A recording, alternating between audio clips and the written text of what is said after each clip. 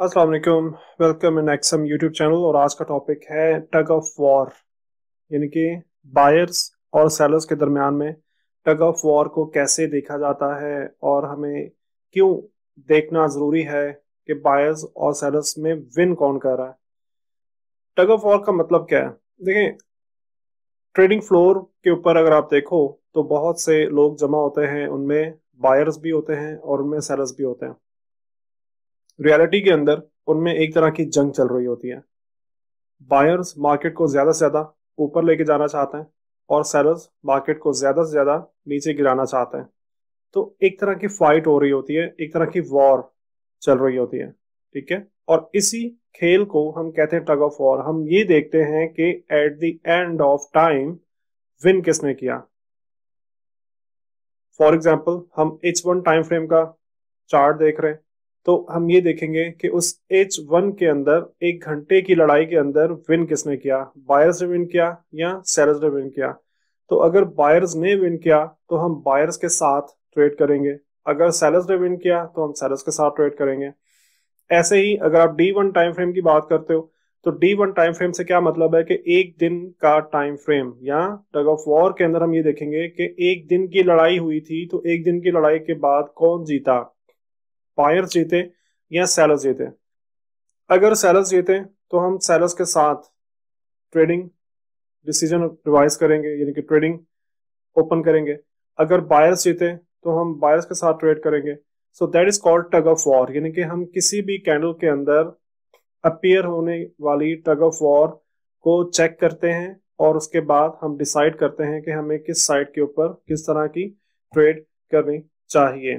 तो tug of war को अगर मैं डिटेल से एक्सप्लेन करूं तो यहाँ पे एक इमेज के साथ में शो करूंगा। जैसा कि इस इमेज के अंदर आप देख सकते हो कि रस्सा कशी हो रही है, यानी कि रेड शर्ट्स वाले रस्से को अपनी तरफ खींच रहे हैं और व्हाइट शर्ट्स वाले रस्से को अपनी तरफ खींच रहे हैं। सेम इस तरह की जंग फॉरेक्स मार्केट में या स्टॉक एक्सचेंज के अंदर चल रही होती है। ठीक है, तो अब टग ऑफ वॉर को सीखने का आगाज कैसे किया जाए? तो टग ऑफ वॉर को सीखने का आगाज हम किसी भी कैंडल को रीड करके कर रहे होते हैं। एक कैंडल में चार तरह की इंफॉर्मेशन हमें मिलती है: ओपन, हाई, लो और क्लोज। ओपन और ओपन और क्लोज के दरमियान हमें बॉडी नजर आती है। हाई टू क्लोज हमें विक नजर आती है, जिसको अपर विक कहा जाता है। ओपन टू लो हमें लोअर विक नजर आती है। तो ये बॉडी का साइज और विक्स का साइज एक्चुअली हमें टग ऑफ वॉर के इशारे दे रहा होता है। हमें ये बता रहा होता है कि इस वक्त मार्केट में कितनी सप्लाई मौजूद है, कितनी डिमांड मौजूद है और हमें किस तरह से फैसला करना चाहिए। यहां पर मैं आपको एक और एग्जाम्पल शो करना चाहूंगा। दो कैंडल्स मैंने यहाँ पे अपीयर की हैं इस एग्जाम्पल के अंदर। पहली ग्रीन कैंडल जो कि बुलिश कैंडल है। अगर इस बुलिश कैंडल को देखा जाए तो इसका ओपन के बाद हमें मार्केट थोड़ी सी गिरती हुई नजर आ रही है। इसका ये मतलब है कि जैसे ही मार्केट ओपन हुई, मार्केट में सेलर्स मौजूद थे जो कि एक स्पेसिफिक प्राइस तक मार्केट को गिराने में कामयाब हुए। उसके बाद किसी भी वजह से बायर्स मार्केट में आए और हाई प्राइस तक मार्केट को लेकर जाने में कामयाबी हासिल की बायर्स ने। और उसके बाद हम देख रहे हैं कि मार्केट थोड़ा सा नीचे गिरी और क्लोज पॉइंट हाई पॉइंट से थोड़ा सा नीचे बन रहा है। तो इस कैंडल की टग ऑफ वॉर को कैसे रीड करेंगे? ओपन होने के बाद लो प्राइस ये बता रही है कि थोड़े सेलर मार्केट में मौजूद थे। उसके बाद हाई प्राइस हमें ये बता रही है कि बायर्स ने किस हद तक एफर्ट अप्लाई की। ठीक है, और हाई पॉइंट के बाद छोटा सा अपर विक बन जाना हमें ये बताता है कि मार्केट में नए सेलर नहीं आए, बल्कि जिन लोगों ने बाय किया था उन बायर्स में से कुछ बायर्स ने प्रॉफिट टेकिंग की है। ठीक हो गया। तो इस कैंडल की टग ऑफ वॉर के अंदर हम सेलिंग को अगर अलग कर लें और बाइंग को अगर अलग कर लें, दोनों को अलग अलग करके देखें, तो ओपन टू लो के दरमियान सेलिंग हुई है और हाई टू क्लोज के दरमियान में सेलिंग हुई है। मैं ग्रीन कैंडल की बात कर रहा हूं कि सेलिंग को अगर अलग कर दें, कैसे देखेंगे? ओपन टू लो के दरमियान सेलिंग हुई और हाई टू क्लोज के दरमियान सेलिंग हुई, ठीक है।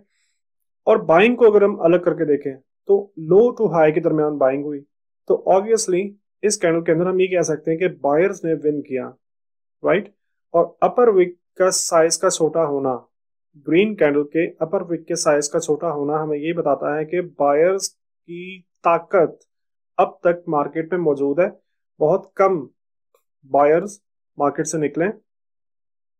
अगर ये ज्यादा बायर मार्केट से निकलते तो अपर विक छोटे साइज की ना बनती, अपर विक को बड़े साइज की बनना चाहिए था।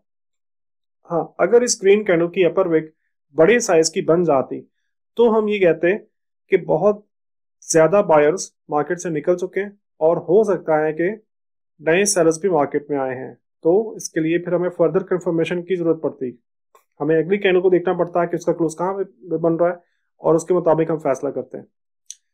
नेक्स्ट हमारे पास एग्जांपल है इस रेड कैंडल की। इस रेड कैंडल के अंदर आप देख सकते हो कि अपर विक और लोअर विक के साइज बड़े हैं। इसकी टग ऑफ वॉर को कैसे स्टडी करेंगे कि ओपन होने के बाद हम देख रहे हैं कि मार्केट में कुछ बायर्स मौजूद थे और मार्केट को हाई पॉइंट तक लेकर गए। उसके बाद इस पॉइंट पर से सेलिंग अपीयर हुई मार्केट में और लो पॉइंट तक गई और उसके बाद एक बड़ा क्लोज हमें नजर आ रहा है, यानी कि लोअर विक का साइज हमें बड़े साइज का नजर आ रहा है। अब ये हमें क्या बताता है, ये हमें ये बताता है, बल्कि इससे भी पहले अगर हम बाइंग और सेलिंग को अलग अलग करके देखें तो ओपन टू हाई बाय हुआ और लो टू क्लोज बाय हुआ, ठीक है। और सेलिंग कहां से कहां हुई, हाई टू लो सेलिंग हुई। तो अगर आप अज्यूम करो तो सेलिंग हमें ज्यादा नजर आ रही है। अब मार्केट में मौजूद कितने परसेंट सेलर हो सकते हैं, ये बॉडी का साइज बता रहा है। बॉडी का साइज बहुत छोटा है, इसका ये मतलब है हम ये कह सकते हैं कि मार्केट में से ज्यादातर सेलर्स आउट हो चुके हैं, निकल चुके हैं। और इम्कान ये भी हो सकता है कि लो पॉइंट से मजीद बायर भी आया हो, यानी कि लोअर विक, इस रेड कैंडल का लोअर विक का साइज हमें सिर्फ और सिर्फ प्रॉफिट टेकिंग नहीं बता रहा, बल्कि कुछ हद तक बायर्स की मौजूदगी का इशारा भी दे रहा है। ठीक हो गया।